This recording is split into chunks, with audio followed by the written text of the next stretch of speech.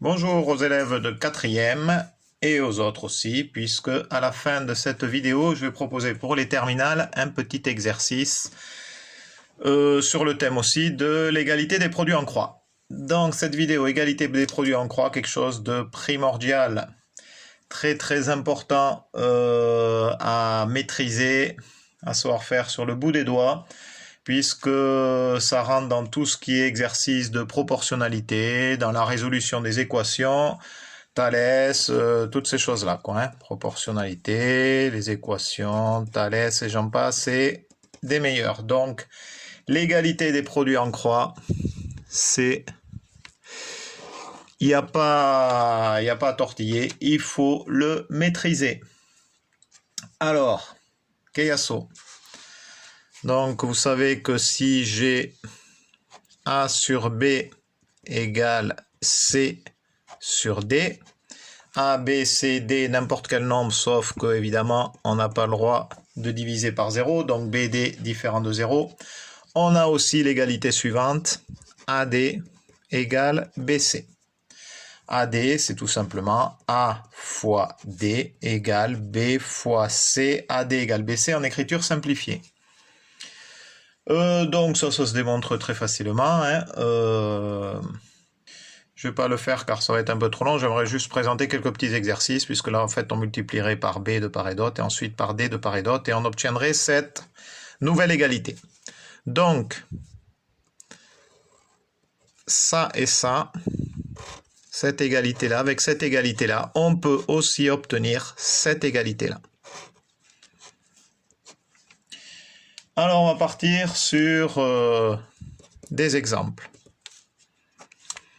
Si j'ai, par exemple, x sur 2 égale 3 sur 5, et que je demande quelle est la valeur de x.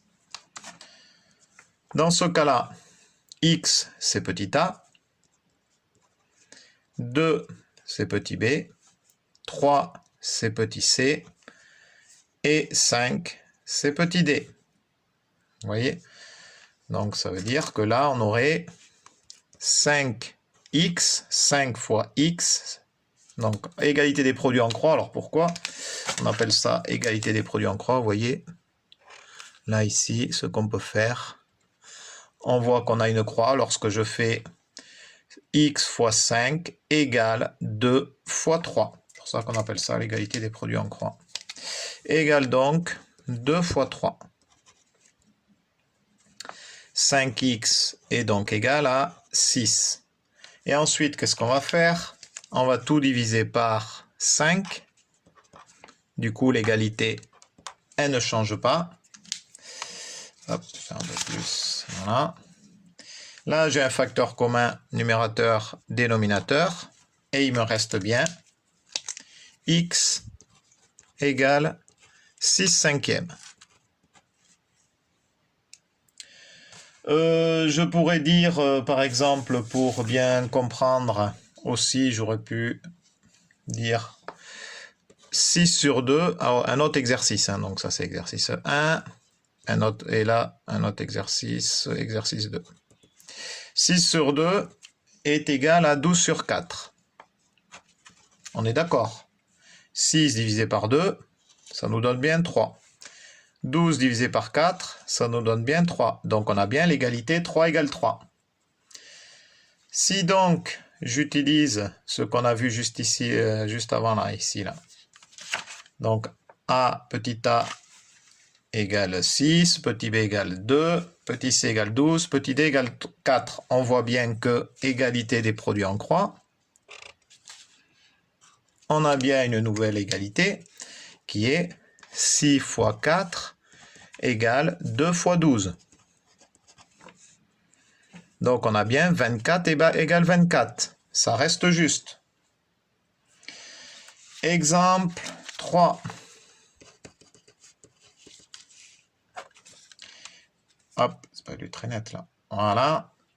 Exemple... Ah, décidément, c'est toujours un problème pour avoir cette netteté. Voilà.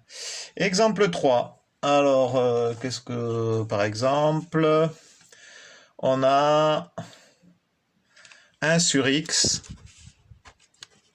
égale 11. X égale combien? Donc on est d'accord que, ben, tiens là, tiens, ça se présente pas comme on a ici, certains me diront. Ah, là, on n'a pas de fraction ici. 11, on n'a pas de fraction. Oui, mais sauf que rien ne nous empêche de dire que 11 sur 1 égale bien 11. Donc ici, c'est comme si on avait 11 sur 1. C'est pareil. On applique l'égalité des produits en croix, ça nous donne bien 11 fois x, ou x fois 11 si vous voulez. Donc 11x en écriture simplifiée égale 1 fois 1. Donc 1 fois 1. Donc 1. Et donc x est donc égal à 1 sur 11. Là, je vais un peu plus vite. Ok, on aurait pu aussi faire avec les inverses de part et d'autre. Un peu plus compliqué maintenant, y sur 9 égale 2 sur y. Donc y égale combien? Sachant qu'évidemment y est différent de 0, quoi qu'il en soit, puisqu'on ne peut pas diviser par 0, je répète. Ça ne veut rien dire. Alors pareil, égalité des produits en croix, donc ça me donne bien y fois y égale 9 fois 2. Y fois y, c'est y au carré, égale 9 fois 2, 18.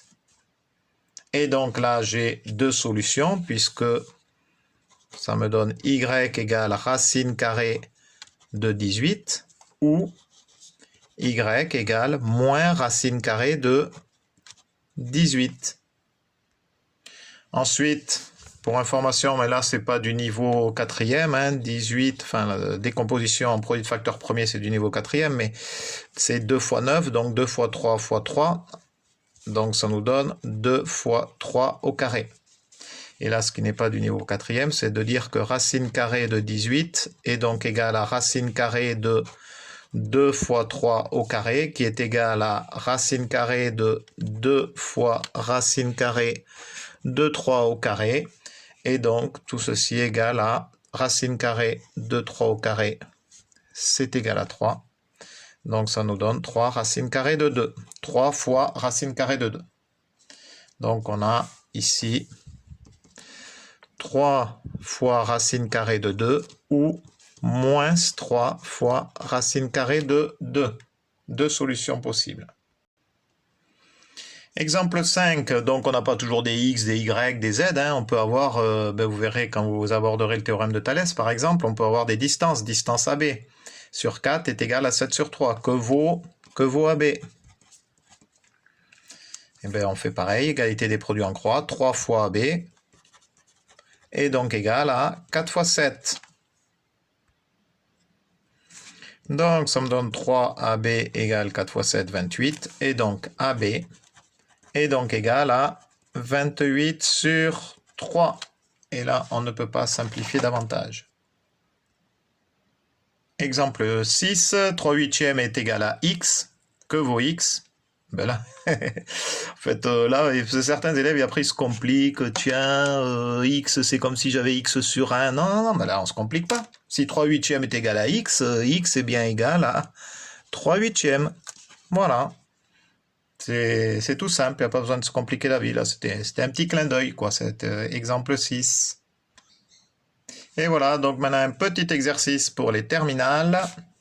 Donc pour rester toujours dans le thème de l'égalité des produits en croix, j'ai ln de x sur 3 égale ln de 2 sur 2. Donc évidemment, x strictement positif. Hein, x est défini sur l'intervalle 0 exclu plus l'infini. Que vaut la valeur de x? Que vaut x? Pour que cette égalité soit vraie. Réponse à la prochaine vidéo. Adi chat.